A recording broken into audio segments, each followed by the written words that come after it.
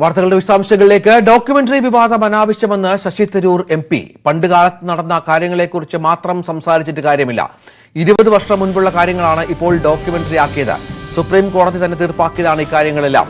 അതിനാൽ ഉള്ളടക്കം വലിയ ചർച്ചയാക്കേണ്ട കാര്യമില്ലെന്നാണ് തരൂരിന്റെ നിലപാട്. BBC ഡോക്യുമെന്ററി സംസ്ഥാന വ്യാപകമായി പ്രദർശിപ്പിച്ച് കോൺഗ്രസ് മോദി വിരുദ്ധ രാഷ്ട്രീയം ചർച്ചയാക്കുന്നതിനിടെയാണ് തരൂരിന്റെ ഈ പ്രതികരണം എന്നതും ശ്രദ്ധേയമാണ്. ഞാൻ പറഞ്ഞത് ഈ വിഷയത്തിൽ സുപ്രീം കോടതി തീരുമാനം എടുത്തു കഴിഞ്ഞു. നമുക്ക് നമ്മുടെ സ്വന്തം അഭിപ്രായം ഉണ്ടാവാം. പലവരും ഈ വിഷയത്തെക്കുറിച്ച് സുപ്രീം കോടതിയുടെ തീരുമാനത്തെക്കുറിച്ച് അസന്തുഷ്ടമായിരിക്കില്ല. പക്ഷെ ആ തീരുമാനം വന്ന ശേഷം പിന്നെ നമ്മൾക്ക് ഇതിനെക്കുറിച്ച് കൂടുതൽ ചർച്ച ചെയ്തിട്ടും കാര്യമില്ല. കാരണം നമുക്ക് മുന്നോട്ട് പോകണം. ഭാരതത്തിൽ വേറെ ഭയങ്കര കുറെ വിഷയങ്ങളുണ്ട്. ആ വിഷയങ്ങളെ നമ്മൾ എന്തായാലും പരിഹരിക്കണമെന്നുണ്ടെങ്കിൽ ഈ പണ്ടുകാലം സംഭവിച്ച കാര്യങ്ങളെക്കുറിച്ച് മാത്രം നമ്മൾക്ക് ഭാരതത്തിൽ അത് ചർച്ച ചെയ്യാൻ ആവശ്യമില്ല എന്നാണ് പക്ഷേ ഒരു മിനിറ്റ് ഞാൻ പറയട്ടെ. ചോദ്യം ചോദിക്കുമ്പോൾ ഉൾക്കൊള്ളറിയണ്ട. ഭാരതത്തിൽ നടക്കുന്ന ഓരോരോ വിവാദത്തിന് നമ്മൾക്ക് പങ്കെടുക്കാനുള്ള അവകാശമുണ്ട്. കാരണം ഈ ജനാധിപത്യത്തിനകത്ത് എല്ലാവർക്കും ഈ വിഷയത്തിലും ഏത് വിഷയത്തിലും അഭിപ്രായം ഉണ്ടാവാം. സെൻസർഷിപ്പ് പറഞ്ഞിട്ട് ഇങ്ങനെ അഭിപ്രായം പറയുന്ന സിനിമയെ നമ്മൾ കാണിക്കാൻ പാടില്ല, ഇതിനെ സാമൂഹ്യ മാധ്യമത്തിൽ ഇരിക്കാൻ പാടില്ല. അത് ഞാൻ ഒരിക്കലും സപ്പോർട്ട് ചെയ്യാൻ സാധിക്കില്ല. കാരണം ഇങ്ങനെ സെൻസർഷിപ്പ് നമ്മളുടെ ഭരണഘടനത്തിലേ ഇല്ലാത്തൊരു കാര്യമാണ്. ജനങ്ങൾ കണ്ടോട്ടെ, അവർക്ക് അവർ സ്വന്തം അഭിപ്രായം ഉണ്ടാവാം. സർക്കാർ വേണമെങ്കിൽ അതിന് ആ അഭിപ്രായത്തിന് അവർ പിന്തുണ കൊടുക്കണ്ട. പക്ഷേ ആൾക്കാർക്ക് ഇഷ്ടം പോലെയുള്ള കാര്യങ്ങൾ ചെയ്യാനോ വായിക്കാനോ കാണാൻ സമ്മതിക്കാത്തത് അതെന്റെ അഭിപ്രായത്തിൽ നമ്മുടെ ജനാധിപത്യത്തിന് എതിരാണ്. ഉമേഷ് ബാലകൃഷ്ണനും ഒപ്പം TG സജിത്തും ഏറ്റവും പുതിയ വിവരങ്ങൾ പങ്കുവെക്കും. കാരണം കോൺഗ്രസ് രാഷ്ട്രീയത്തിൽ ഇതുവരെ പറഞ്ഞതിൽ ഏറ്റവും വ്യത്യസ്തമായ ഒരു നിലപാട്. സമീപകാലത്തായി തരൂരിന്റെ അത്തരം നിലപാടുകൾ വളരെ ശ്രദ്ധേയമായിരുന്നു. ഇവിടെയും തരൂർ ആ തരത്തിൽ നിലപാടിലേക്ക് പോകുന്നു എന്നുള്ളതാണ് പ്രധാന വിഷയം. ഉമേഷ്, തരൂർ പറഞ്ഞതിന്റെ സാരാംശം അനിൽ ആന്റണിയുടെ രാജി തള്ളി പറയുമ്പോൾ പോലും, അപക്വമാണ് എന്ന് പറയുമ്പോൾ പോലും ഈ ഡോക്യുമെന്ററി അതിപ്പോൾ ചർച്ചയാക്കേണ്ട കാര്യമില്ല എന്ന് പറഞ്ഞു വെക്കുകയാണ് തരൂർ. കാരണം 10-20 വർഷം മുമ്പുള്ള കാര്യമാണ്. ഭാരതത്തിന് മറ്റൊരുപാട് കാര്യങ്ങൾ ചർച്ച ചെയ്യാനുണ്ട് എന്ന് പറഞ്ഞു വെക്കുമ്പോൾ ഇതുവരെ കോൺഗ്രസ് സ്വീകരിച്ച നിലപാടുണ്ടല്ലോ, ഡോക്യുമെന്ററി അടക്കം പ്രദർശിപ്പിക്കുക എന്ന അടക്കമുള്ള കാര്യങ്ങളിൽ, അതിന് വിരുദ്ധമായി തരൂർ വീണ്ടും കോൺഗ്രസ് രാഷ്ട്രീയത്തിൽ ഉദയം ചെയ്യുന്നു എന്നുള്ളതല്ലേ പ്രസക്തം?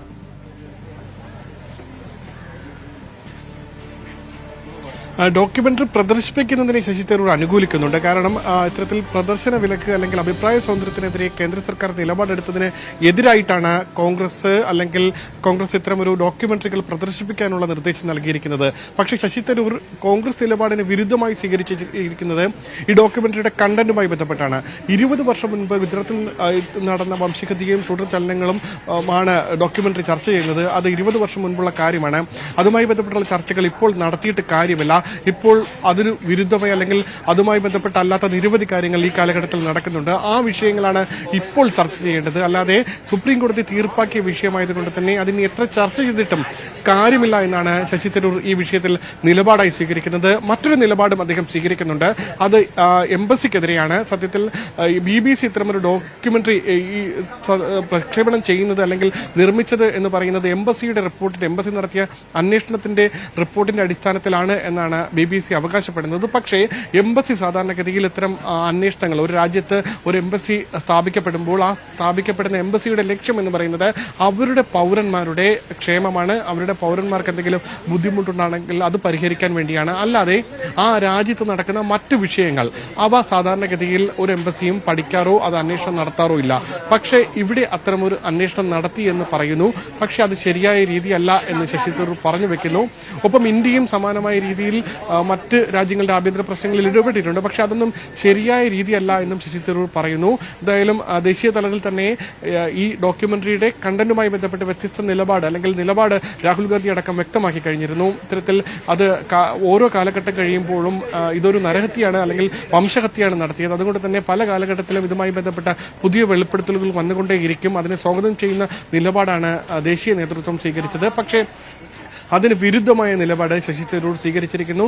അതിപ്പോൾ ചർച്ച ചെയ്യേണ്ടതില്ല. അതായത് ഡോക്യുമെന്ററി ചർച്ച ചെയ്യുന്ന കണ്ടന്റ് അതിപ്പോൾ ചർച്ച ചെയ്യേണ്ടതില്ല. പക്ഷേ അനിൽ ആന്റണി പറഞ്ഞ കാര്യങ്ങളോടൊന്നും പൂർണ്ണമായി ശശി തരൂർ യോജിക്കുന്നില്ല. ഇത് രാജ്യത്തിന്റെ അഖണ്ഡതയെ ബാധിക്കും ഇത്തരം ഡോക്യുമെന്ററി പ്രദർശിപ്പിക്കുന്നത് എന്നുള്ള അഭിപ്രായത്തോട് ശശി തരൂർ യോജിപ്പില്ല.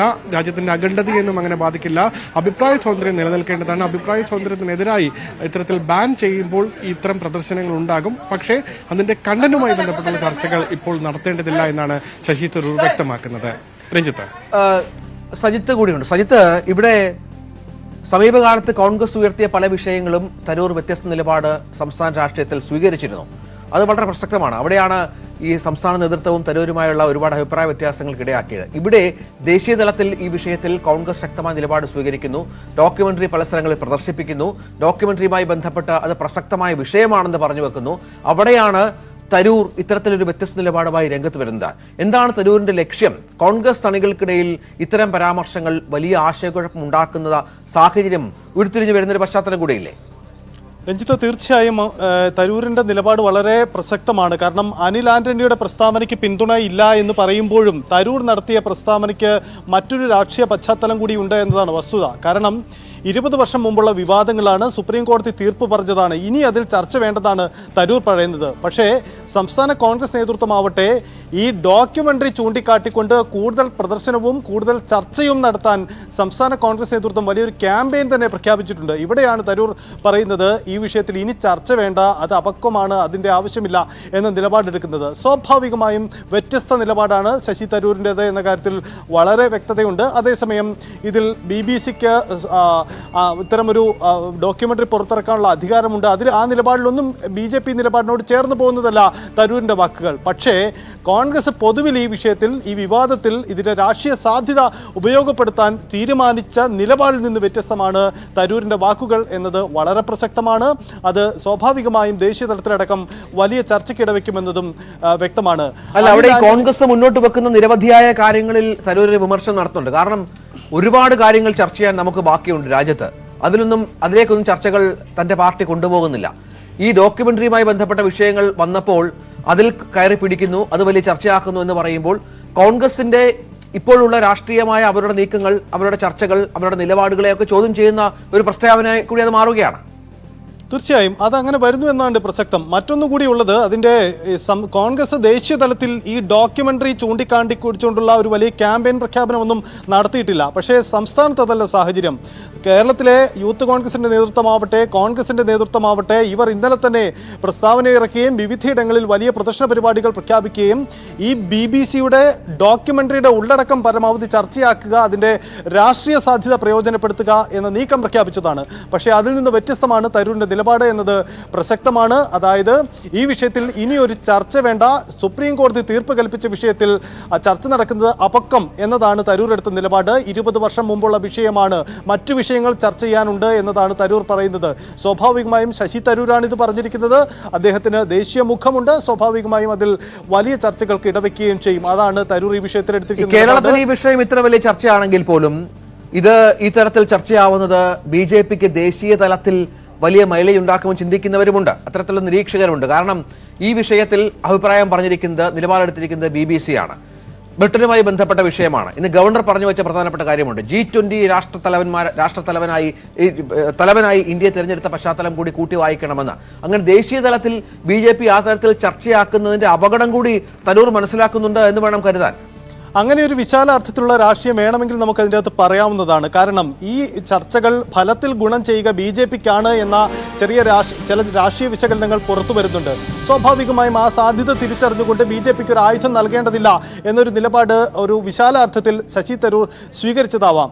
നേരത്തെ രഞ്ജിത്ത് സൂചിപ്പിച്ച പോലെ ഈ വിഷയത്തിൽ ദേശീയതയാണ് വീണ്ടും BJP ഉയർത്തിക്കാട്ടുന്നത്. കാരണം രാജ്യത്തെ പരമോന്നത നീതിപീഠം ഒരു നിലപാട് പ്രഖ്യാപിച്ചിട്ട് ആ നിലപാട് വിശ്വാസത്തിലെടുക്കാതെ മറിച്ച് ഒരു ബ്രിട്ടീഷ് മാധ്യമത്തിന്റെ നിലപാടിലേക്ക് രാജ്യത്തെ പ്രതിപക്ഷം പോകുന്നു, അത് രാജ്യത്തെ അസ്ഥിരപ്പെടുന്നതിന് തുല്യമാണ് എന്ന നിലപാടാണ് ഈ വിവാദങ്ങളെ മറുപടി എന്നോണം BJP പൊതുവിൽ സ്വീകരിച്ചിരിക്കുന്ന നിലപാട്. അതായത് വിഷയം ദേശീയത തന്നെ BJP അവിടെ ഉയർത്തിക്കാട്ടുക എന്നതാണ് തന്ത്രം. അതായത് ഈ വിവാദങ്ങൾക്ക് ഏറ്റവും ഒടുവിൽ അതിന്റെ രാഷ്ട്രീയ നേട്ടം BJP-യിലേക്ക് വന്നു ചേരും എന്ന തിരിച്ചറിവ് പൊതുവിൽ അഡ്വക്കേറ്റ് ജയശങ്കർ ടെലിഫോണിലുണ്ട്. അഡ്വക്കേറ്റ് ജയശങ്കർ, കോൺഗ്രസ് നേതാക്കൾ വലിയ തോതിൽ കേരളത്തിൽ പ്രചരിപ്പിക്കുന്നുണ്ട് ഡോക്യുമെന്ററി. പക്ഷേ തരൂർ പറഞ്ഞു വെക്കുന്നത് ഇതിന്റെ ഉള്ളടക്കം ചർച്ചയാക്കേണ്ടതില്ല, 20 വർഷം മുൻപുള്ള സംഭവമാണ്, സുപ്രീം കോടതി അടക്കം ഈ വിഷയത്തിൽ തീരുമാനം പറഞ്ഞതാണ്. തരൂരിന്റെ രാഷ്ട്രീയം എങ്ങോട്ടാണ്? അല്ല, തരൂരിന്റെ രാഷ്ട്രീയം എങ്ങോട്ടാണെന്നുള്ളതല്ല, അദ്ദേഹം പറഞ്ഞതിൽ സെൻസ് ഉണ്ടെന്നാണ് നമ്മൾ നോക്കുന്നത്. ഇവിടെ യഥാർത്ഥത്തിൽ അദ്ദേഹം പറഞ്ഞതിൽ വലിയ ഒരു സത്യമുണ്ട്. 20-21 കൊല്ലം മുമ്പ് നടന്നുപോയ കാര്യങ്ങളാണ്. ഇനിയിപ്പോൾ ഇവിടെ എത്ര വിവാദം ഉണ്ടാക്കിയാലും അതിൽ ഉത്തരവാദികളായ ആളുകാർക്കും നമുക്കറിയാം. അതിപ്പോ BBC-യുടെ ഡോക്യുമെന്ററി പറഞ്ഞൊക്കെ എത്ര കൊല്ലം മുമ്പ് തന്നെ ആളുകൾക്ക് അറിയാവുന്നതാണ്. ഇതിൽ ഉത്തരവാദിത്വം ആർക്കാണ്, അതിന്റെ രാഷ്ട്രീയമായ ഉത്തരവാദിത്വം ആർക്കാണ്, നിയമപരമായ ഉത്തരവാദിത്വം ആരാണെന്നൊക്കെ നമുക്കറിയാം. പക്ഷെ 2004 വരെ കേന്ദ്രം ഭരിച്ചിരുന്നത് ഈ കലാപത്തിന് ഉത്തരവാദികളായ രാഷ്ട്രീയ പാർട്ടി ആയിരുന്നുകൊണ്ട് അന്ന് നടപടിയൊന്നും ഉണ്ടായില്ല. അതിനുശേഷം ഈ തരൂരിന്റെയും KS സുധാകരന്റെയും BD സതീശിന്റെ ഒക്കെ പാർട്ടിയായിട്ടുള്ള ഇന്ത്യൻ നാഷണൽ കോൺഗ്രസിന്റെ നേതൃത്വത്തിലുള്ള ഒരു മന്ത്രിസഭ ഇവിടെ 10 കൊല്ലം ഭരിക്കും. ആ സമയത്തും ഇവരുടെ പേരിൽ രാഷ്ട്രീയമായിട്ടോ നിയമപരമായിട്ടോ കാര്യമായ നടപടിയൊന്നും എടുക്കാൻ കഴിഞ്ഞില്ല എന്ന് മാത്രമല്ല, ഈ 10 കൊല്ലം കൊണ്ട് ഈ കലാപത്തിന് പ്രധാന ഉത്തരവാദി എന്നിപ്പോൾ BBC പറയുന്നതിന് മുമ്പ് തന്നെ നമുക്ക് എല്ലാവർക്കും അറിയാവുന്ന ദേശീയ മാധ്യമങ്ങൾ അന്ന് തന്നെ കുറ്റക്കാരനാക്കി ആ പ്രതിക്കൂട്ടിൽ നിർത്തിയിരുന്ന നരേന്ദ്രമോദി അതിശക്തനായി തീർന്നു എന്ന് മാത്രമല്ല, അന്ന് ഗുജറാത്ത് മുഖ്യമന്ത്രിയായിരുന്ന ആൾ ഇന്നിപ്പോൾ ഇന്ത്യൻ പ്രധാനമന്ത്രിയായിരിക്കും. ഈ വേളയിൽ ഇനിയിപ്പോ ഇതിന്റെ ഒരു പോസ്റ്റ്മോർട്ടം, അത് വെറും പോസ്റ്റ്മോർട്ടം അല്ല, കുഴിമാണ്ടിയെടുത്തുള്ള പോസ്റ്റ്മോർട്ടം നടത്തുന്നതുകൊണ്ട് ഈ കലാപത്തിന്റെ ഇരകൾക്ക് യാതൊരു നേട്ടം ഉണ്ടാകുന്നില്ല എന്നുള്ള ഒരു സത്യം. പിന്നെ രാഷ്ട്രീയമായ നേട്ടം, അത് എനിക്ക് വളരെ സംശയമുണ്ട്. അതിന്റെ നേട്ടം ഈ പ്രതിപക്ഷ പാർട്ടികൾക്ക് ഉണ്ടാകുമോ എന്ന്. അല്ലാതെ ഈ കോൺഗ്രസിലെ പല നേതാക്കൾക്കും മനസ്സിലാകാത്തത് ഈ തരൂർ മനസ്സിലാക്കിയെന്നൊരു വിഷയമുണ്ട്. കാരണം ദേശീയതയാണ് ഈ വിഷയത്തിൽ BJP മുന്നോട്ട് വെക്കുന്ന ഒരു കാര്യം. BBC ഡോക്യുമെന്ററിയാണ്, അത് നമുക്കറിയാം, ആ രാഷ്ട്രീയമൊക്കെ നമുക്കറിയാം. അത് ദേശീയ തലത്തിൽ തിരിച്ചടിയാകുമെന്ന ഭയം അല്ലെങ്കിൽ അത്തരത്തിലുള്ള ദീർഘവീക്ഷണം തരൂരിനുണ്ടായെന്നൊരു സംശയമുണ്ട് ഇത്തരം പ്രതികരണങ്ങൾ കാണുമ്പോൾ. അത് അദ്ദേഹത്തിന്റെ ആശങ്കകൾ ഞാനും പങ്കുവെക്കുന്നു. കാരണം ഇത് 2 പ്രശ്നങ്ങളാണ്. ദേശീയതയേക്കാൾ കൂടുതലായിട്ട് സാമുദായിക വികാരം ഈ രാജ്യത്ത് ആളിക്കത്തിക്കും എന്നുള്ളതാണ്. എങ്ങനെയാണ് ഇതിന് ശേഷമുള്ള തെരഞ്ഞെടുപ്പുകളിലൊക്കെ ഗുജറാത്തിൽ നരേന്ദ്രമോദിയും അദ്ദേഹത്തിന്റെ പാർട്ടിയും വിജയിച്ചു, അന്ന് മുതൽക്ക് ഇന്ന് വരെ ആ സാമുദായിക വികാരം, വർഗീയത ആളിക്കത്തിച്ചിട്ടുണ്ട്. അതുകൊണ്ടുള്ള ഗുജറാത്ത് കലാപം ഉണ്ടായിട്ട് തൊട്ടുപുറകെ തന്നെ നിയമസഭ പിരിച്ചുവിട്ട് തെരഞ്ഞെടുപ്പ് നടത്താൻ അദ്ദേഹത്തിന് ധൈര്യമുണ്ട്. അപ്പോൾ ഗുജറാത്തിൽ അതിന് വലിയ സ്വീകാര്യത ഉണ്ട് എന്ന് അദ്ദേഹത്തിന് അറിയാമായിരുന്നു. അത് ഇന്നേ ദിവസം വരെ തുടരുന്നു. ഈ കഴിഞ്ഞ തെരഞ്ഞെടുപ്പിലും ഏറ്റവും കൂടിയ ഭൂരിപക്ഷത്തോടെ ആ പാർട്ടി അധികാരത്തിൽ വന്നിരിക്കുന്നു. കലാപം നടന്ന സ്ഥലത്ത് അതിന് സ്വീകാര്യതയുണ്ട്. പിന്നെ രാജ്യത്തിന്റെ മറ്റ് ഭാഗങ്ങളിലും അതിന് സ്വീകാര്യത ഉണ്ട് എന്നുള്ള മനസ്സിലാക്കാൻ, അതിന്റെ സ്വീകാര്യത കൊണ്ടാണോ അല്ലയോ എന്നറിയില്ല. ഏതായാലും അദ്ദേഹം ഇന്ത്യൻ പ്രധാനമന്ത്രിയായിരിക്കും. ഇനി വീണ്ടും ഈ ഒരിക്കൽ നമ്മളൊക്കെ കുഴിച്ചു മൂടിയ ഈ യാഥാർത്ഥ്യങ്ങൾ പുറത്തു വരുന്നത് കൊണ്ട് ആർക്കാണ് നേട്ടം എന്നുള്ള ചോദ്യമുണ്ട്. ദേശീയതല വിഷയം രണ്ടാമതേ വരുന്നുള്ളൂ. കാരണം BBC എന്ന് പറഞ്ഞൊരു വിദേശ ചാനൽ ഇവിടെ ഇന്ത്യ രാജ്യത്തെ അസ്ഥിരപ്പെടുത്താൻ വേണ്ടി ഇങ്ങനൊരു ഡോക്യുമെന്ററി സൃഷ്ടിച്ചു എന്നൊക്കെ പറയുന്നതിന് വലിയ സ്വീകാര്യത ഒന്നും ഉണ്ടാവില്ല. കാരണം ഈ BBC-യുടെ ആ ഡോക്യുമെന്ററി തന്നെ മുമ്പ് തന്നെ കാര്യങ്ങൾ ആളുകൾക്ക് അറിയാവുന്നതാണല്ലോ. ഇതാണ് അതിനകത്തെ പ്രധാനപ്പെട്ട സംഗതി. ഇപ്പോ 1992 ബാബറി മസ്ജിദ് തകർത്തു, അതൊരു അന്യായമാണ്, അതിക്രമമാണ്, യാതൊരു സംശയമില്ല. ഇനിയും അതൊരു തെരഞ്ഞെടുപ്പ് വിഷയമായിട്ടൊക്കെ ഉയർത്തി കാണിച്ചാൽ എന്തുമാത്രം ബാലിശമായിരിക്കും എന്ന് നമുക്കറിയാം. അല്ലെങ്കിൽ 1948 ഗാന്ധിജിയെ വെടിവെച്ചു, അല്ലെങ്കിൽ 1984 സിഖ് കലാപം, ഇതൊന്നും ഇനിയുള്ള കാലത്ത് തെരഞ്ഞെടുപ്പിൽ ചെലവാകുകയില്ല, വിലപ്പോവുകയില്ല. ഇതൊരു വിഷയം എന്ന രീതിയിൽ, രാഷ്ട്രീയ വിഷയം എന്നുള്ള നിലയ്ക്ക് അതിന്റെ പ്രസക്തി നഷ്ടപ്പെടും. ഇതൊരു ചരിത്ര വിഷയം എന്ന രീതിയിൽ മാത്രമേ ഇത് ചർച്ച ചെയ്യുന്നതിൽ കാര്യമുള്ളൂ. നന്ദി ശ്രീ അഡ്വക്കേറ്റ് ജയശങ്കർ. സയ്യിദ്, അത് തന്നെയാണ് ഈ ജയശങ്കർ മുന്നോട്ട് വെച്ച ഒരു ആശങ്കയുണ്ട്. അത് ഈ പറഞ്ഞതുപോലെ കോൺഗ്രസ് നേതാക്കൾക്ക് പലർക്കും മനസ്സിലാകാത്തൊരു വിഷയം കൂടിയുണ്ട്. കേരളത്തിൽ ഇത് ചിലവായേക്കാം. ഇപ്പോൾ ഇടതുപക്ഷവും ഒക്കെ ഇവിടെ ശക്തമായി തന്നെ ഡോക്യുമെന്ററി പ്രദർശനം നടത്തുന്നു. പക്ഷേ ഉത്തരേന്ത്യയിലേക്ക് ചെന്നാൽ, അല്ലെങ്കിൽ ദേശീയത എന്ന വിഷയം, നേരത്തെ പറഞ്ഞതുപോലെ BJP രാജ്യത്തുടനീളം പ്രചരിപ്പിക്കുന്ന മറ്റു ചില വിഷയങ്ങളിലേക്ക് ചെന്നാൽ വിദേശ ചാനൽ നടത്തുന്ന രാഷ്ട്രീയം, അത് ഈ ഘട്ടത്തിൽ നേരത്തെ ഗവർണർ പറഞ്ഞതുപോലെ G20 രാഷ്ട്രീയവുമായി ബന്ധപ്പെട്ട് കൂട്ടിവായിക്കുന്നു.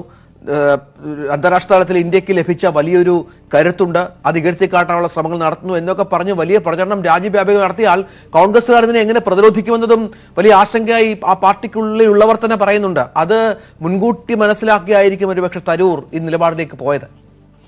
രഞ്ജിത്ത്, എനിക്ക് തോന്നുന്നു ഈ വിഷയത്തിന് രണ്ട് മുഖങ്ങളുണ്ട്. അതായത് കേരളത്തിൽ നടത്തുന്ന രാഷ്ട്രീയ ക്യാമ്പയിൻ അതേപടി ദേശീയ തലത്തിൽ ഏൽക്കില്ല എന്നൊരു സാഹചര്യം. CPIM-നെ സംബന്ധിച്ച് സ്വാഭാവികമായും അവർക്ക് കേരളത്തിൽ ഈ വിഷയം, ഈ രാഷ്ട്രീയം, ഈ ഡോക്യുമെൻ്ററിയുടെ വിവാദമൊക്കെ നന്നായി ഉയർത്തിക്കാട്ടാം. കാരണം കേരളമാണ് അവരുടെ പശ്ചാത്തലം. പക്ഷേ കോൺഗ്രസിനെ സംബന്ധിച്ച് അതല്ല, അവർക്കൊരു ദേശീയ കാഴ്ചപ്പാടും ദേശീയ സാധ്യതകളുമുള്ളതാണ്. അപ്പോൾ ആ തരത്തിൽ ദേശീയ തലത്തിൽ കേരളത്തിന് വ്യത്യസ്തമായ മറ്റൊരിടത്ത് ഈ വിഷയം ഉയർത്തിക്കാട്ടുമ്പോൾ മറുവശത്ത് ദേശീയത എന്ന ഒരു വലിയ കീ പോയിന്റുമായി BJP നിൽക്കുമ്പോൾ ആര് വിജയിക്കുമെന്ന ചോദ്യമുണ്ട്. അതാവാം കോൺഗ്രസിനെ പൊതുവിൽ ആശങ്കപ്പെടുന്നത്. ആ വിശാല അർത്ഥത്തിലുള്ള ദേശീയ രാഷ്ട്രീയമാവാം ശശി തരൂരിൻ്റെ വാക്കുകളിലും ഉണ്ടാവുക. അതുകൊണ്ടുകൂടിയാവാം ആ തരത്തിൽ പറയുന്നത്. എന്തായാലും കേരളത്തിലെ രാഷ്ട്രീയ നേതാക്കളെല്ലാം, പ്രത്യേകിച്ച് കോൺഗ്രസിൻ്റെ നേതാക്കളെല്ലാം അനിൽ ആന്റണിക്കെതിരെ നിലപാടെടുക്കുന്നു. അദ്ദേഹത്തിൻ്റെ ഈ ഡോക്യുമെൻ്ററി വിഷയം കൂടുതൽ തങ്ങൾ ശക്തമായി പ്രചരിപ്പിക്കും എന്ന നിലപാടെടുക്കുന്നു. പക്ഷേ ശശി തരൂർ അതിൽ നിന്ന് വ്യത്യസ്തനാണ്. അദ്ദേഹം ഒരുപക്ഷെ അതിൻ്റെ വിശാല രാഷ്ട്രീയ സാധ്യതകൾ തിരിച്ചറിഞ്ഞുകൊണ്ടാവാം അത്തരമൊരു നിലപാടെടുത്തത്. അതായത് ഈ വിഷയം ഇനി ചർച്ച ചെയ്യുന്നത് ദേശീയ തലത്തിൽ BJP-ക്കാവും നേട്ടമുണ്ടാക്കുക എന്ന സാധ്യത തരൂർ തിരിച്ചറിഞ്ഞിട്ടുണ്ടാവും. ടെലിഫോണിലാണ് ശ്രീ VK സനോജ്, ഇവിടെ കോൺഗ്രസ്സുകാർക്ക് ഒരു നിലപാടുണ്ടായിരുന്നു ഈ വിഷയത്തിൽ. കാരണം ഈ ഡോക്യുമെന്ററി പ്രസക്തമാണ്, ചർച്ച ചെയ്യപ്പെടേണ്ടതുണ്ട്, അത് തങ്ങൾ പ്രദർശിപ്പിക്കുമെന്ന്. പക്ഷെ തരൂർ പറയുന്നത് ഇതിന് പ്രസക്തമായ കാര്യങ്ങളൊന്നുമില്ല, ഇതിന്റെ കണ്ടന്റ് ചർച്ച ചെയ്യേണ്ട വിഷയമില്ല. കാരണം 20 വർഷം മുമ്പായ ഉണ്ടായ സംഭവമാണ് അത്. സുപ്രീം കോടതി അടക്കമുള്ള പ്രധാന കോടതികൾ വിധി പറഞ്ഞ അല്ലെങ്കിൽ തീരുമാനമെടുത്തൊരു വിഷയമാണ് എന്ന് പറയുമ്പോൾ തരൂരിന്റെ രാഷ്ട്രീയം എങ്ങോട്ടാണെന്നാണ് താങ്കൾ കരുതുന്നത്? സനോജ് ഇല്ല, സനോജ് ടെലിഫോൺ ലൈനില്ല. നമുക്ക് ഏതായാലും തരൂർ പറഞ്ഞ വാക്കുകളിലേക്ക് ഒരിക്കൽ കൂടി പോകാം. ഞാൻ പറഞ്ഞത് ഈ വിഷയത്തിൽ സുപ്രീം കോടതി തീരുമാനം എടുത്തു കഴിഞ്ഞു. നമുക്ക് നമ്മുടെ സ്വന്തം അഭിപ്രായം ഉണ്ടാവാം. പലവരും ഈ വിഷയത്തെക്കുറിച്ച് സുപ്രീം കോടതിയുടെ തീരുമാനത്തെക്കുറിച്ച് അസന്തുഷ്ടമായിരിക്കില്ല. പക്ഷെ ആ തീരുമാനം വന്ന ശേഷം പിന്നെ നമ്മൾക്ക് ഇതിനെക്കുറിച്ച് കൂടുതൽ ചർച്ച ചെയ്തിട്ടും കാര്യമില്ല. കാരണം നമ്മൾക്ക് മുന്നോട്ട് പോകണം. ഭാരതത്തിൽ വേറെ ഭയങ്കര കുറെ വിഷയങ്ങളുണ്ട്. ആ വിഷയങ്ങളെ നമ്മൾ എന്തായാലും പരിഹരിക്കണമെന്നുണ്ടെങ്കിൽ ഈ പണ്ടുകാലം സംഭവിച്ച കാര്യങ്ങളെക്കുറിച്ച് മാത്രം നമ്മൾക്ക് ഭാരതത്തിൽ അത് ചർച്ച ചെയ്യാൻ ആവശ്യമില്ല എന്നാണ് പക്ഷേ ഒരു മിനിറ്റ് ഞാൻ പറയട്ടെ, ചോദ്യം ചോദിക്കുമ്പോൾ ഉൾക്കൊള്ളറിയണ്ട. ഭാരതത്തിൽ നടക്കുന്ന ഓരോരോ വിവാദത്തിന് നമ്മൾക്ക് പങ്കെടുക്കാനുള്ള അവകാശമുണ്ട്. കാരണം ഈ ജനാധിപത്യത്തിനകത്ത് എല്ലാവർക്കും ഈ വിഷയത്തിലും ഏത് വിഷയത്തിലും അഭിപ്രായം ഉണ്ടാവാം.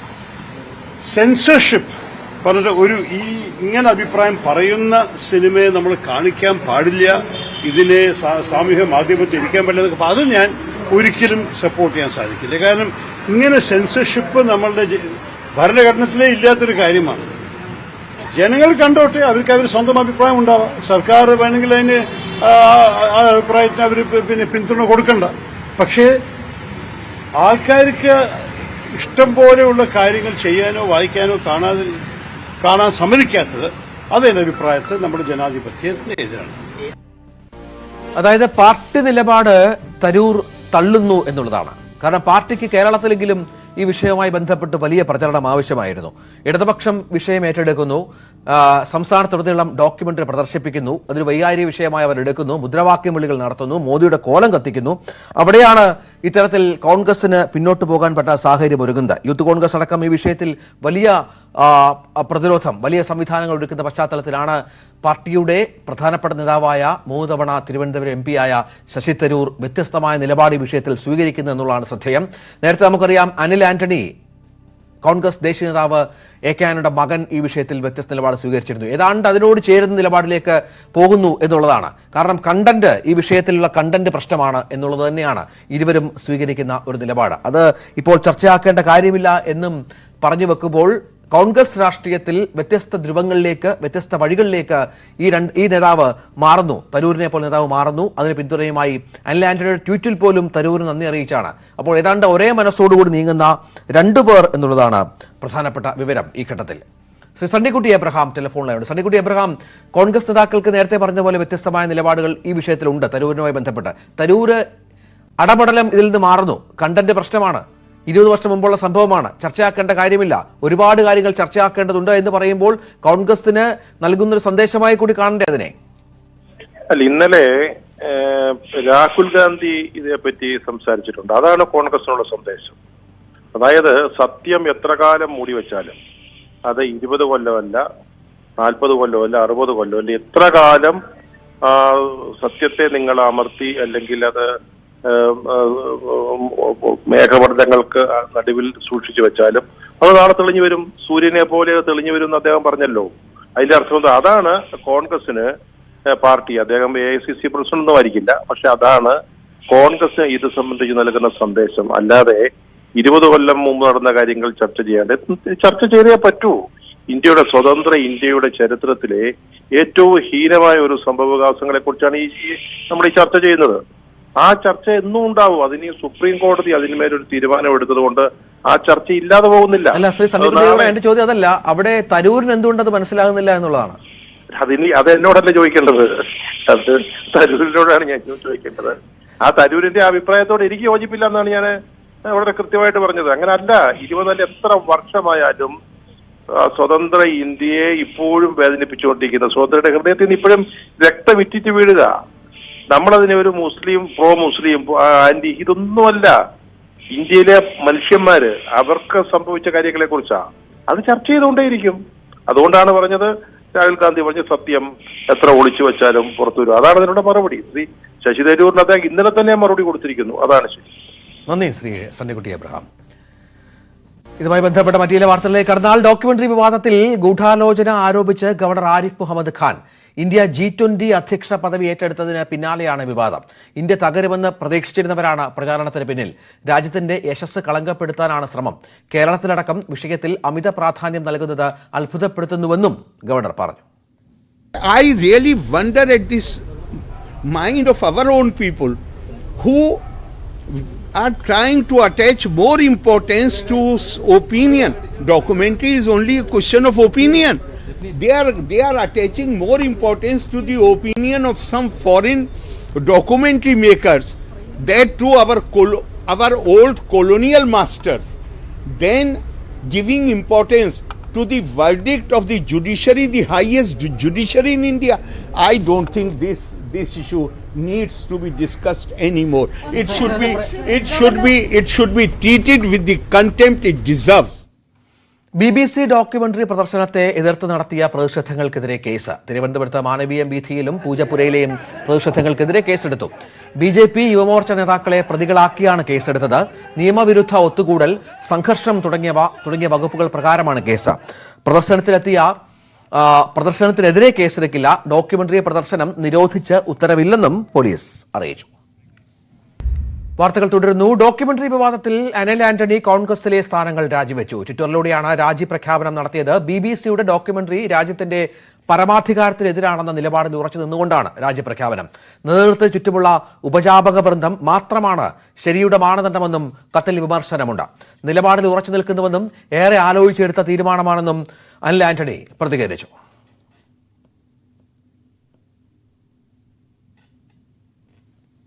I'm joined by Anil Anthony, sir. ഞങ്ങളോട് സംസാരിക്കാൻ നന്ദി. ഇന്നലെ സർ സപ്പോർട്ടിലാണ് വന്ന BBC ഡോക്യുമെന്ററിയിൽ. ഇന്ന് റിസൈൻ ചെയ്തു കോൺഗ്രസ് പാർട്ടിയിൽ നിന്ന്. എന്താണ് കാരണങ്ങൾ? എന്താണ് വാട്ട് ട്രിഗർഡ് യു? ഞാനൊരു രാവിലെ ഒരു രാജിക്കത്ത് കൊടുത്തിട്ടുണ്ട്. കേന്ദ്ര നേതൃത്വത്തിനും കൊടുത്തിട്ടുണ്ട്, സംസ്ഥാന നേതൃത്വത്തിനും കൊടുത്തിട്ടുണ്ട്. അതിൽ ഇതിൻ്റെ കാര്യങ്ങളെല്ലാം വളരെ വ്യക്തമായിട്ട് പറഞ്ഞിട്ടുണ്ട്. ഇപ്പം പല കാര്യങ്ങളും ഉണ്ട്. പക്ഷേ കഴിഞ്ഞ ഒരു 24 മണിക്കൂറിൽ സംഭവിച്ചുകൊണ്ടിരിക്കുന്ന കാര്യങ്ങൾ അത്ര നല്ല കാര്യമായിട്ട് എനിക്ക് തോന്നുന്നില്ല. അതായത് ഞാൻ വളരെ ഇനോക്യസ് ആയിട്ട് വളരെ നല്ല ഉദ്ദേശത്തോടു കൂടിയാണ് ഒരു ട്വീറ്റ് ചെയ്തത്. അത് ട്വീറ്റിൽ ഇത്രേ പറഞ്ഞിട്ടുള്ളൂ. കോൺഗ്രസിൻ്റെ ഒരു നയത്തെയും ഞാൻ വിമർശിച്ചിട്ടില്ല. കോൺഗ്രസിൻ്റെ ഒരു നയത്തിനെതിരെയും ഞാൻ പറഞ്ഞിട്ടില്ല. ആകപ്പാടെ പറഞ്ഞിട്ടുള്ളത് രാജ്യത്തിൻ്റെ കോറായിട്ടുള്ള ഇൻട്രസ്റ്റുകൾ, ഇപ്പം അഖണ്ഡതയായാലും രാജ്യത്തിൻ്റെ പരമാധികാരമായാലും ഇതിനൊന്നും മുകളിൽ മറ്റാരും കയ്യേറാൻ ഒരു സിറ്റുവേഷൻ ഉണ്ടാക്കുന്നത് നല്ലതല്ല. അതൊരു നല്ല പ്രവണതയല്ല. ഇത്രയും മാത്രമേ ഞാൻ പറഞ്ഞിട്ടുള്ളൂ. ഇതല്ലാതെ മറ്റൊന്നും ഞാൻ പറഞ്ഞിട്ടില്ല.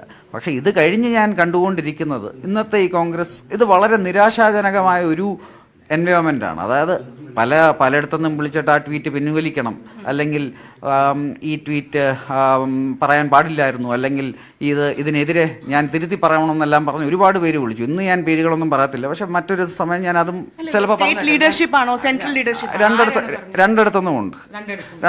പക്ഷെ ഞാൻ എൻ്റെ ക്ലാരിഫിക്കേഷൻ വളരെ വ്യക്തമായിട്ട് ഞാൻ കൊടുത്തു. ഞാനത് ചെയ്യത്തില്ല എന്നും പറഞ്ഞു. പക്ഷെ അത് കഴിഞ്ഞിട്ട് ഞാൻ എൻ്റെ ഫേസ്ബുക്ക് വാളിലെ ഒന്നും ഞാൻ ഡിലീറ്റ് ഒന്നും ചെയ്തിട്ടില്ല. നിങ്ങൾക്ക് എല്ലാവർക്കും അവിടെ പോയി വളരെ വ്യക്തമായിട്ട് നോക്കാം. കണ്ടുകൊണ്ടിരിക്കുന്നതെന്ന് പറഞ്ഞാൽ കഴിഞ്ഞൊരു 12-15 മണിക്കൂറുകളായിട്ട് പലരും വന്ന് ഇത് എവിടെ നിന്നാണ് വരുന്നതെന്ന് എനിക്ക് വളരെ വ്യക്തമായിട്ടറിയാം.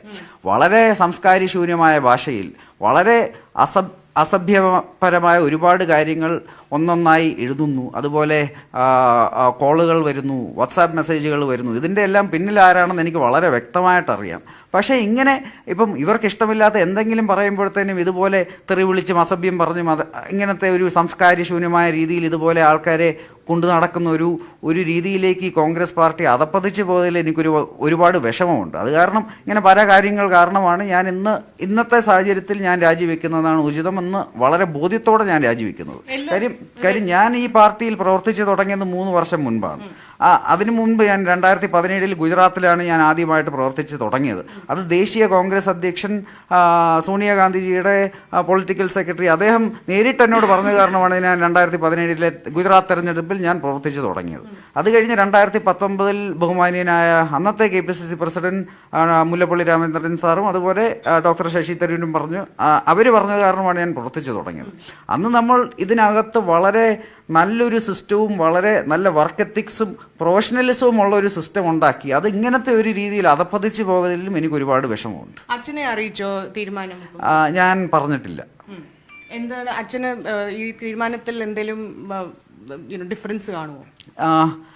എനിക്കറിയത്തില്ല. കാര്യം അദ്ദേഹം ഇപ്പോൾ ഒരു സ്വകാര്യ ചടങ്ങിൽ പങ്കെടുത്തുകൊണ്ടിരിക്കുകയാണ്. അപ്പോൾ അതിൻ്റെ ഇടയ്ക്ക് ഇതിനെക്കുറിച്ച് പറഞ്ഞ് അദ്ദേഹത്തെ ബുദ്ധിമുട്ടിപ്പിക്കാൻ നല്ലൊരു കാര്യമാണെന്ന് എനിക്ക് തോന്നുന്നില്ല. അത് കാരണം ഞാൻ അദ്ദേഹത്തോട് സംസാരിച്ചിട്ടില്ല ഈ കാര്യം. BJP പറഞ്ഞു ഇതൊരു ഉദാഹരണമാണ് കോൺഗ്രസിന്റെ ഇൻടോളറൻസിൽ. അതിനെന്ത് പറയുന്നു? BJPയുമായിട്ട് എനിക്ക് ഒരുപാട് അഭിപ്രായ വ്യത്യാസമുണ്ട്. പക്ഷേ ഈ കാര്യത്തിൽ അവർ പറയുന്നത് ശരിയാണെന്ന് എനിക്ക് വിഷമത്തോടെ പറയേണ്ട ഒരു അവസ്ഥ വന്നിരിക്കുകയാണ്.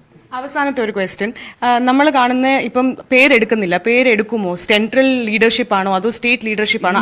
ഇന്നത്തെ സാഹചര്യത്തിൽ ഞാൻ ഇതിനപ്പുറം ഒന്നും പറയാൻ ആഗ്രഹിക്കുന്നില്ല. പക്ഷെ ആ ലെറ്ററിൽ ചില കാര്യങ്ങൾ ബോധ്യമാണ്. പക്ഷെ അത് ഒരു സാഹചര്യം വരികയാണെങ്കിൽ ഞാനത് കൂടുതൽ വ്യക്തതയോടെ പറയും. പക്ഷെ ഇന്നത്തെ സാഹചര്യത്തിൽ പറയേണ്ട കാര്യങ്ങളെല്ലാം പറഞ്ഞിട്ടുണ്ട്. അദ്ദേഹത്തിനോട് എനിക്ക് വളരെ ബഹുമാനം മാത്രമേ ഉള്ളൂ. അദ്ദേഹം ഇന്ന് കാശ്മീർ മുതൽ കന്യാകുമാരി മുതൽ കാശ്മീർ വരെ ഒരു ഉദ്ദേശത്തോടെ ഒരു നല്ലൊരു കാര്യം നടത്തിക്കൊണ്ടിരിക്കുകയാണ്. പക്ഷെ അങ്ങനെ ഒരു സമയത്ത് അദ്ദേഹത്തിൻ്റെ അനുയായികളെന്നും പറഞ്ഞ് നടക്കുന്ന ഇതുപോലത്തെ ആൾക്കാർ അദ്ദേഹം എന്തിനു വേണ്ടി നിൽക്കുന്നോ അതിനെയെല്ലാം നശിപ്പിക്കാൻ ഇറങ്ങിത്തിരിച്ചിരിക്കുകയാണ്. ഇങ്ങനത്തെ അണികൾ അദ്ദേഹത്തിന് ഉണ്ടായിപ്പോയതിൽ എനിക്ക് അദ്ദേഹത്തിനോട് വളരെ ദുഃഖമുണ്ട്. അതേസമയം അനിൽ ആന്റണിക്കെതിരെ പരോക്ഷ വിമർശനവുമായി KPCC vice president VT Balram. Party വിരുദ്ധ നിലപാട് സ്വീകരിക്കുന്നത് ആരായാലും അംഗീകരിക്കാനാവില്ല. 1 വർഷത്തോളമായി പദവിയിൽ തുടരുമ്പോഴും അനിൽ ആന്റണി ഉത്തരവാദിത്വം നിർവഹിച്ചിരുന്നില്ലെന്നാണ് വിമർശനം. രാജി മുഖം രക്ഷിക്കാനെന്നും ബൽറാം പറഞ്ഞു. വ്യത്യസ്തമായിട്ട് അനിൽ ആന്റണി എന്ന് പറയുന്ന വ്യക്തിക്ക് അഭിപ്രായമുണ്ടെങ്കിൽ ഒന്നുകിൽ അഭിപ്രായം അദ്ദേഹം മാറ്റാൻ തയ്യാറാവണം. അതിന് അദ്ദേഹം തയ്യാറാവാത്ത സാഹചര്യത്തിൽ അദ്ദേഹം സ്വയം രാജിവെക്കുന്നു. അദ്ദേഹത്തിന്റെ മുഖം സംരക്ഷിക്കാൻ വേണ്ടി രാജിവെക്കുന്നു എന്ന് മാത്രമേ ഞങ്ങൾ അതിനെ കാണുന്നുള്ളൂ. ഞങ്ങളെ സംബന്ധിച്ച് അടിയന്തരമായി തന്നെ കേരളത്തിലെ KPCCയുടെ ഡിജിറ്റൽ മീഡിയ വിഭാഗം പുനഃസംഘടിപ്പിക്കാൻ വേണ്ടി തീരുമാനിച്ചിട്ടുണ്ട്. അതിന്റെ വിശദാംശങ്ങൾ ഒരുപക്ഷെ ഇന്നോ നാളെയോ ആയിട്ട് KPCC പ്രസിഡന്റ് തന്നെ ഔദ്യോഗികമായിട്ട് പ്രഖ്യാപിക്കും. അതിന്റെ ഒരു പ്രോസസ്സ് ഞങ്ങൾ കുറച്ച് ദിവസങ്ങളായി തുടങ്ങിയിരിക്കുകയാണ്. അനിൽ ആന്റണിയുടെ രാജി ആശയപരമായി ശരിയെന്ന് യൂത്ത് കോൺഗ്രസ് സംസ്ഥാന അധ്യക്ഷൻ ഷാഫി പറമ്പിൽ. സ്റ്റേറ്റ് എന്ന് പറഞ്ഞാൽ മോദിയല്ല, മോദിക്കെതിരെയുള്ള വിമർശനം സ്റ്റേറ്റിനെതിരെയുള്ള വിമർശനമല്ലെന്നും ഷാഫി അഭിപ്രായപ്പെട്ടു. അത് ഇന്ത്യയുടെ പരമാധികാരത്തെ ബാധിക്കുന്ന ഒന്നാണ് എന്ന് കരുതണമെങ്കിൽ ഇന്ത്യയുടെ പരമാധികാരം അത് ഡയറക്ട്ലി മോഡിയാണ് എന്നുള്ള ചിഹ്നത്തിലേക്ക് കൊണ്ടുപോകുന്ന തരത്തിലുള്ള ഒരു തരം ഭക്തരുടെ കാഴ്ചപ്പാടുകളെ കോൺഗ്രസ് എൻഡോസ് ചെയ്യാൻ ആഗ്രഹിക്കുന്നില്ല. അതുകൊണ്ട് തന്നെ വിമർശനങ്ങൾ സ്വാഭാവികമായും അക്കാലത്തെ വീഴ്ചകൾക്കെതിരെ ഉണ്ടാവും. അക്കാലത്തെ സത്യങ്ങൾ വീണ്ടും വീണ്ടും എക്സ്പോസ് ചെയ്യപ്പെട്ടുകൊണ്ടിരിക്കും, ചിലപ്പോൾ പുറത്തു വന്നുകൊണ്ടിരിക്കും.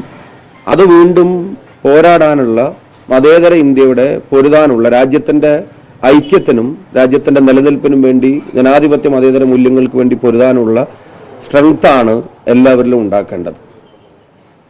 അദ്ദേഹത്തിന്റെ രാജി ആശയപരമായ ഒരു അനിവാര്യത തന്നെയാണ് എന്ന് ഞങ്ങൾ കരുതുന്നു. കാരണം കോൺഗ്രസിന്റെ ഐഡിയോളജിയിൽ നിന്നുകൊണ്ട് അങ്ങനെ ഒരു നിലപാടെടുക്കാൻ കഴിയില്ല. കോൺഗ്രസ് കേവലം ഒരു സംഘടന മാത്രമല്ല, അതിന് ആശയപരമായ ഒരു ബേസ് ഉണ്ട്.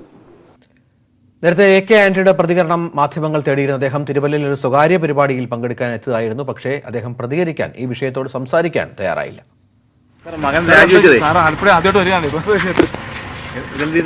കുറച്ചുകൂടെ ഔചിത്യം വേണ്ടേ? ഞാനൊരു കല്യാണത്തിന് വന്നിരിക്കുക. രാഷ്ട്രീയ വിവാദമായിട്ടൊക്കെ വന്നുകൊണ്ടിരിക്കുകയാണ്. ഞാൻ വിവാദത്തിന് നമുക്ക് എടുക്കാൻ പോകുന്ന രാഷ്ട്രീയ വിവാദത്തിൽ വന്നല്ല. എന്തായാലും പാർട്ടിയിൽ അഭിപ്രായ സ്വാതന്ത്ര്യം എന്നാണ് മകൻ പറയുന്നത്. വാർത്തകൾ അവസാനിക്കുന്നില്ല. ഇടവേളകളില്ലാതെ ന്യൂസ് 18 യൂട്യൂബ് ചാനലിൽ വാർത്തയിൽ തുടരുന്നു. വധശ്രമ കേസിൽ ലക്ഷദ്വീപ് മുൻ MP മുഹമ്മദ് ഫൈസലിന് ആശ്വാസം. MP കുറ്റക്കാരനാണെന്ന കവരത്തി സെഷൻസ് കോടതിയുടെ വിധി നടപ്പാക്കുന്നത് ഹൈക്കോടതി മരവിപ്പിച്ചു. സാമ്പത്തിക ഭാരം സൃഷ്ടിക്കുന്ന ഉപതെരഞ്ഞെടുപ്പിലേക്ക് ജനങ്ങളെ തള്ളിവിടാൻ കൂട്ടുനിൽക്കില്ലെന്നാണ് ഉത്തരവിൽ കോടതിയുടെ പരാമർശം. വധശ്രമക്കേസിൽ ലക്ഷദ്വീപ് മുൻ MP മുഹമ്മദ് ഫൈസൽ ഉൾപ്പെടെ 4 പ്രതികളുടെ ശിക്ഷാവിധി നടപ്പിലാക്കുന്നതാണ് ഹൈക്കോടതി തടഞ്ഞത്. കവരത്തി സെഷൻസ് കോടതിയുടെ വിധി മരവിപ്പിച്ചുകൊണ്ടാണ് ജസ്റ്റിസ് ബെച്ചു കുര്യൻ തോമസിന്റെ ഉത്തരവ്. അധ്യാപകനായ MP-യുടെ സഹോദരൻ ഉൾപ്പെടെയുള്ള മറ്റു പ്രതികളുടെ ശിക്ഷാവിധി നടപ്പിലാക്കുന്നത് മരവിപ്പിച്ചെങ്കിലും കുറ്റക്കാരാണെന്ന സെഷൻസ് കോടതിയുടെ വിധി മരവിപ്പിച്ചിട്ടില്ല. എല്ലാ പ്രതികൾക്കും ജയിലിൽ നിന്ന് പുറത്തിറങ്ങാമെന്നും ഉത്തരവിലുണ്ട്. ഹൈക്കോടതിയുടെ വിധി കവരത്തി സെഷൻസ് കോടതിയിൽ എത്തിച്ച് ജാമ്യക്കാരെ ഹാജരാക്കിയാൽ ജയിലിലുള്ള MP ഉൾപ്പെടെ എല്ലാ പ്രതികൾക്കും മോചിതരാകാം. ഉപതെരഞ്ഞെടുപ്പ് നടത്തുന്നതിനോടും കോടതി വിയോജിച്ചു. ഉപതെരഞ്ഞെടുപ്പ് സാമ്പത്തിക ബാധ്യതയുണ്ടാക്കുമെന്നും അതിനോട് യോജിക്കുന്നില്ല എന്നുമാണ് ഉത്തരവിലെ പരാമർശം. ഈ ഉത്തരവോടുകൂടി MP-യുടെ അംഗത്വം പുനഃസ്ഥാപിക്കാൻ സാഹചര്യമൊരുങ്ങി. ഈ കഴിഞ്ഞ 11-നാണ് കവരത്തി സെഷൻസ് കോടതി ലക്ഷദ്വീപ് മുൻ MP മുഹമ്മദ് ഫൈസൽ, സഹോദരൻ നൂറുൽ അമീൻ എന്നിവരടക്കം 1 മുതൽ 4 വരെയുള്ള പ്രതികൾക്ക് 10 വർഷം തടവും 1 ലക്ഷം രൂപ പിഴയും ശിക്ഷ വിധിച്ചത്. കോൺഗ്രസ് പ്രവർത്തകനായിരുന്ന മുഹമ്മദ് സാലിഹിനെ 2009-ലെ ലോക്സഭാ തെരഞ്ഞെടുപ്പിനിടെ ആക്രമിച്ചതുമായി ബന്ധപ്പെട്ട കേസിലായിരുന്നു ശിക്ഷ. ന്യൂസ് 18 കൊച്ചി. ബഫർ സോൺ വിഷയത്തിൽ തീർപ്പാക്കാനുള്ള 5000-ഓളം പരാതികളിൽ 2995 പരാതികളും വയനാട് വന്യജീവി സങ്കേതവുമായി ബന്ധപ്പെട്ടത്. ലഭിച്ച പരാതികളുടെ ബാഹുല്യമാണ് തീർപ്പാക്കൽ വൈകുന്നതിന് കാരണം. സംസ്ഥാനത്ത് 82 തദ്ദേശ സ്ഥാപനങ്ങളുടെ പരിധിയിലെ എല്ലാ പരാതികളും തീർപ്പായപ്പോൾ 10 സ്ഥാപനങ്ങളുടെ പരിധിയിൽ ഇനിയും പരാതികൾ തീർപ്പാകാനുണ്ട്. ബഫർ സോൺ മാപ്പിൽ ഒഴിവാക്കപ്പെട്ട നിർമ്മിതികളുടെ കൂട്ടിച്ചേർക്കലിനായി ലഭിച്ച ആകെ പരാതികൾ 65,106. തിങ്കളാഴ്ച വരെയുള്ള കണക്ക് പ്രകാരം ഇതിൽ തീർപ്പാക്കിയത് 60,032 എണ്ണം. 5,074 പരാതികൾ തീർപ്പാക്കാൻ ബാക്കി. ഇതിൽ 2,995 പരാതികളും വയനാട് വന്യജീവി സങ്കേതത്തിന്റെ ബഫർ സോണുമായി ബന്ധപ്പെട്ടെന്നാണ് വനം വകുപ്പിന്റെ കണക്ക്. ഇവിടെ ലഭിച്ച 16,543 പരാതികളിൽ 13,548 എണ്ണമാണ് പരിഹരിച്ചത്. സംസ്ഥാനത്ത് ഏറ്റവും കൂടുതൽ പരാതി വയനാട് വന്യജീവി സങ്കേതവുമായി ബന്ധപ്പെട്ടായിരുന്നു. ഈ ബാഹുല്യമാണ് പരാതി പരിഹാരം വൈകാൻ കാരണവും. ഇവിടെ ബഫർ സോൺ പരിധിയിൽ വരുന്ന 9 തദ്ദേശ സ്ഥാപനങ്ങളിൽ സുൽത്താൻ ബത്തേരി നഗരസഭ, നെന്മേനി, പൂതാടി, പുൽപ്പള്ളി, മുള്ളൻകൊല്ലി, തിരുനെല്ലി പഞ്ചായത്തുകളിലാണ് പരാതികൾ തീർപ്പാക്കാൻ ബാക്കിയുള്ളത്. വയനാടിനെ കൂടാതെ പീച്ചി, പറമ്പിക്കുളം എന്നിവിടങ്ങളിലും പരാതികൾ പൂർണ്ണമായും പരിഹരിച്ചിട്ടില്ല. പീച്ചിയിലും പറമ്പിക്കുളത്തും 2 വീതം തദ്ദേശ സ്ഥാപനങ്ങളുടെ പരിധിയിലാണ് ഇനിയും പരാതികളുള്ളത്. മറ്റെല്ലാ സംരക്ഷിത വനങ്ങളുമായി ബന്ധപ്പെട്ട പരാതികളും തീർപ്പാക്കിയിട്ടുണ്ട്. ബഫർ സോൺ പരിധിയിൽ വരുന്ന 92 തദ്ദേശ സ്ഥാപനങ്ങളിൽ 82 ഇടങ്ങളിലാണ് എല്ലാ പരാതികളും പരിഹരിച്ചത്. പരാതികളുടെ അടിസ്ഥാനത്തിൽ 77,427 നിർമ്മിതികൾ ഭൂപടത്തിൽ കൂട്ടിച്ചേർത്തു. ഏറ്റവും കൂടുതൽ കൂട്ടിച്ചേർക്കലുണ്ടായതും വയനാട് വന്യജീവി സങ്കേതത്തോടനുബന്ധിച്ചുള്ള പരാതികളിലാണ്. 16,335 നിർമ്മാണങ്ങളാണ് ഇവിടെ കൂട്ടിച്ചേർക്കപ്പെട്ടത്. ന്യൂസ് 18 തിരുവനന്തപുരം. ഇടുക്കിയിൽ കാട്ടാന ആക്രമണത്തിൽ വനവകുപ്പ് വാച്ചർ കൊല്ലപ്പെട്ടു. ശാന്തൻപാറ പന്നിയാർ എസ്റ്റേറ്റ് അയ്യപ്പൻകുടി സ്വദേശി ശക്തിവേലാണ് കൊല്ലപ്പെട്ടത്. പന്നിയാർ എസ്റ്റേറ്റിലെത്തിയ കാട്ടാനക്കൂട്ടത്തെ ഓടിക്കാനെത്തിയതായിരുന്നു ശക്തിവേൽ.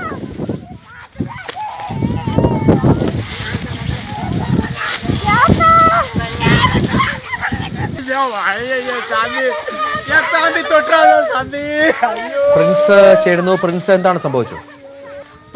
ഇന്ന് പുലർച്ചെ 6 മണിയോടെയാണ് ഇത്തരം സംഭവം നടന്നതായാണ് സൂചന. പന്നിയാർ എസ്റ്റേറ്റ് മേഖലയിൽ കാട്ടാനക്കൂട്ടം എത്തിയതായ ഒരു സൂചന ലഭിച്ചിരുന്നു. രാവിലെ 10 വാരങ്ങൾ അടങ്ങുന്ന ഒരു കാട്ടാനക്കൂട്ടം മേഖലയിൽ എസ്റ്റേറ്റ് മേഖലയിലേക്ക് എത്തിയതായ സൂചന ലഭിച്ചിരുന്നു. ഇത് തുടർന്ന് ശക്തിവേൽ, ഇതുവഴി പോയ ശക്തിവേൽ, വനവകുപ്പ് വാച്ചറായ ശക്തിവേൽ പരിശോധിക്കാനായി ഈ പ്രദേശത്തേക്ക് പോവുകയായിരുന്നു. എന്നാൽ പിന്നീട് കുറെ നേരം കഴിഞ്ഞിട്ടും ഇയാളെ തിരികെ കണ്ടില്ല. പിന്നെ മേഖലയിലെത്തിയ തോട്ടം തൊഴിലാളികൾ ഇവിടെ സ്കൂട്ടർ ഇരിക്കുന്നത് കണ്ട് പിന്നീട് പരിശോധന നടത്തുകയും ഇത്തരത്തിൽ ശക്തികൾ മരണപ്പെട്ടതായി കണ്ടെത്തുകയായിരുന്നു. മുൻപ് കാട്ടാന മേഖലയിലുള്ള കാട്ടാന ആക്രമണങ്ങളിൽ കാട്ടാനകളെ തുരത്തുന്നതിനായി വലിയ തോതിലുള്ള ഒരു ശ്രമം നടത്തിയിരിക്കുന്ന ഒരു വ്യക്തിയാണ് ശക്തികൾ. മേഖലയിലെ പരിശോധനകൾക്കുമൊക്കെയായി വനംവകുപ്പിനൊപ്പം ശക്തമായ സ്വാധീനമായിരുന്നു ശക്തിവേൽ. കാട്ടാനയൊക്കെ സ്കൂട്ടറിലെത്തി റോഡിലേക്ക് ഇറങ്ങുന്ന കാട്ടാനയെ ഓടിച്ചു വിട്ടുന്ന ഒരു രംഗമൊക്കെ മുൻപ് സോഷ്യൽ മീഡിയയിലടക്കമൊക്കെ സജീവ ചർച്ചയായ ഒരു വിഷയമാണ്. അത്തരത്തിൽ കാട്ടാനകളുടെ സ്വഭാവവും രീതികളും ഒക്കെ വ്യക്തമായി അറിയുന്ന ഒരു വ്യക്തി കൂടിയായിരുന്നു. എന്തായാലും 10 കാട്ടാനകളോളം ഇങ്ങനെ ഒരു സംഘം മേഖലയിലെ തോട്ട മേഖലയിലേക്ക് എത്തിയിരുന്നു എന്നതാണ് രാവിലെ ഇതിനെ തുടർന്ന് ഈ മേഖലയിൽ ശക്തികൾ പരിശോധന നടത്തുകയും കാട്ടാനയുടെ ആക്രമണത്തിൽപ്പെട്ടതായാണ് നമുക്കിപ്പോൾ ലഭിക്കുന്ന വിവരം. ശരി. സർവകലാശാല ഭേദഗതി ബിൽ രാഷ്ട്രപതിക്ക് അയക്കുമെന്ന് ഗവർണർ. തന്റെ മുന്നിൽ മറ്റു വഴികളില്ലെന്നും ഗവർണർ പറഞ്ഞു.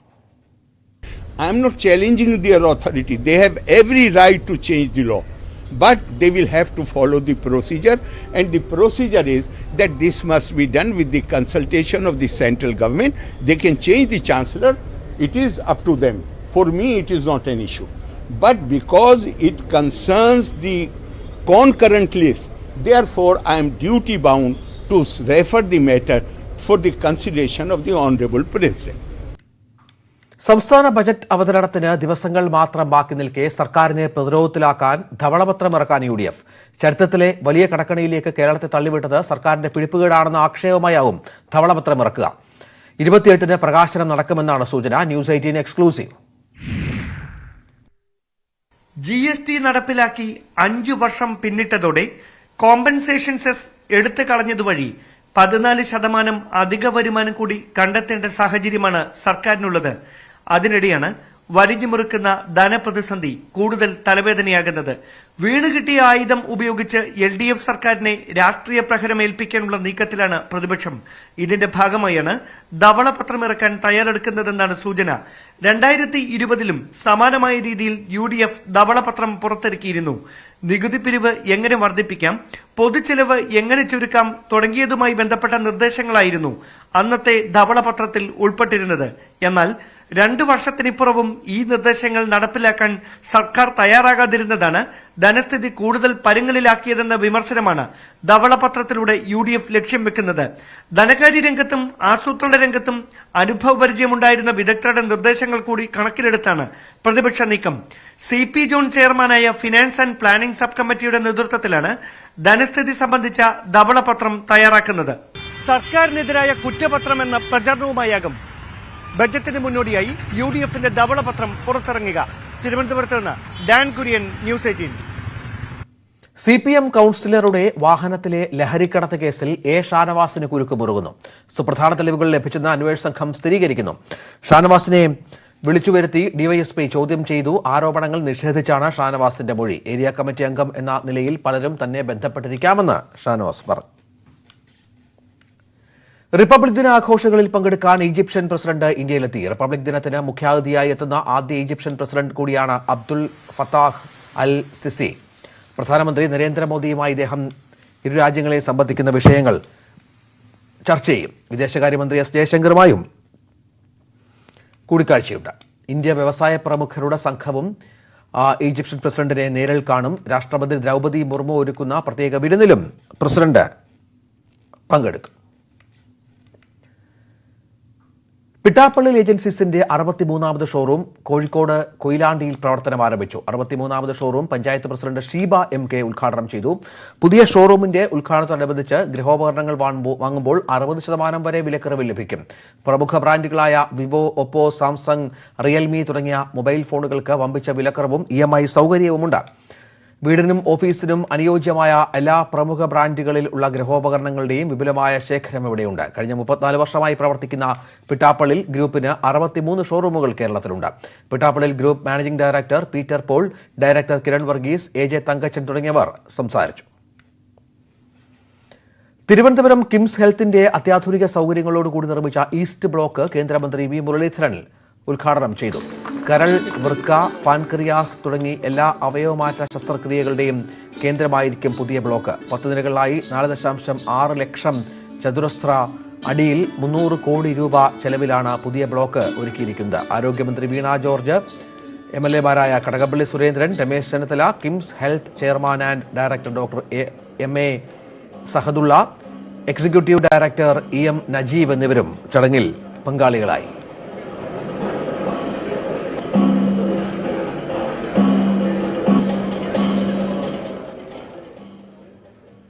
വാർത്തകൾ അവസാനിക്കുന്നില്ല.